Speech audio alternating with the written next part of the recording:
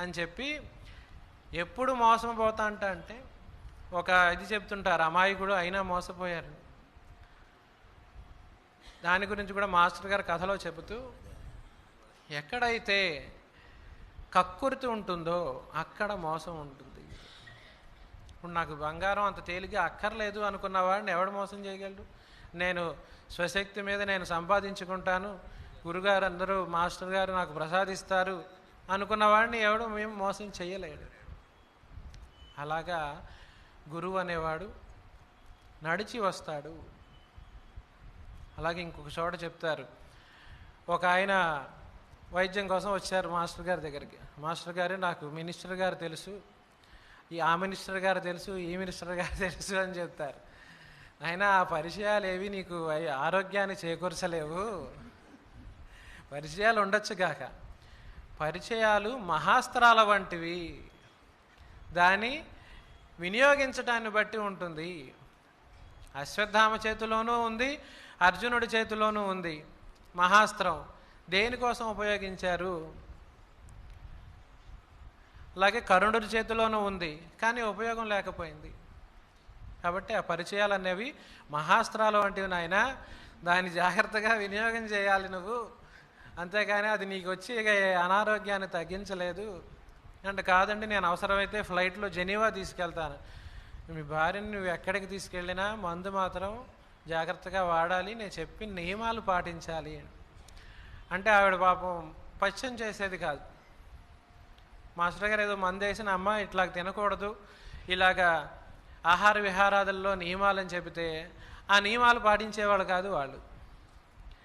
అంటే అప్పుడు ఆయన చెప్తూ, ఈ పరిచయాలు కానీ, మీ జెనీవా ఫ్లైట్లు కానీ, జెనీవాలోని పెద్ద పెద్ద వైద్య కేంద్రాలు కానీ కాదు, నా మీద విశ్వాసం ఉంచి నా మందు వాడి చక్కగా విలువను కలిగి ఉండి నియమం పాటిస్తే మీకు ఆరోగ్యం చేకూరుతుంది. అలా మహాస్త్రాల గురించి చెబుతూ కథ చెప్తారు మనకి కిరాతార్జునీయంలో. కథ మనందరికీ తెలిసిందే. అర్జునుడు పాశుపతాస్త్రం కోసం అని చెప్పి ఇంద్రకీలాద్రి దగ్గర తపస్సు చేసుకుంటూ ఉంటాడు. తపస్సు చేసుకుంటూ ఉంటే ఒక మహా వరాహం, అడవి పంది భయంకరమైన శబ్దం చేసుకుంటూ వస్తోందిట. స్వామి ధనుర్బాణాలు, అర్జునుడు గాంధీవము ధనుర్బాణాలు తీసుకున్నాడు, వేటాడాడు, కొట్టాడు దాన్ని. దగ్గరికి వెళ్ళి చూస్తే 2 బాణాలు ఉన్నాయి, తనదొకటి ఇంకొకటి ఉంది, ఇంకొకళ్ళదొకటి ఉంది. నేను కొట్టానంటాడు ఈయన. ఇంకొక కోయ దొర వచ్చాడు, ఈ అడవంతా నాదే, నువ్వెవరు అన్నాడు. ఎదురు మహా యుద్ధం చేశారు. యుద్ధం చేసి ఇక ఏ అస్త్రాలు అవి పనిచేయక గాంధీవం ఎత్తి కొట్టబోయాడు ఆయన్ని.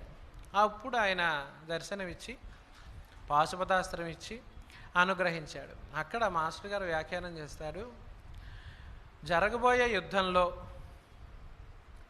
యుద్ధంలో అవతల వాళ్ళలో కూడా నువ్వు ఆ పశుపతిని చూడటమే పాశుపతాస్త్రం అని చెప్తారు.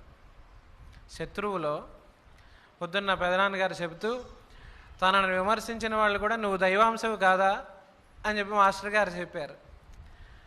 అంటే పాశుపతాస్త్రం అంటే యుద్ధమా, అటు ఇటు నుంచి చేసేదే. అందులో అవతల పాక శత్రువుని కూడా ఎలా చూడాలట, ఆ స్వామిగా మనం దర్శనం చేస్తే అప్పుడు నీ చేతికి ఏమొస్తుంది? పాశుపతాస్త్రం వస్తుంది. అందుకని అర్జునుడికి తీర్థయాత్రలు అన్నీ కూడా దానికి ఉపకరించడానికి కోసం అని చెప్పి ఈయన కృష్ణ పరమాత్మ ఆడించిన జగన్నాటకం అని చెప్తారు. అలాగే ఆయనకి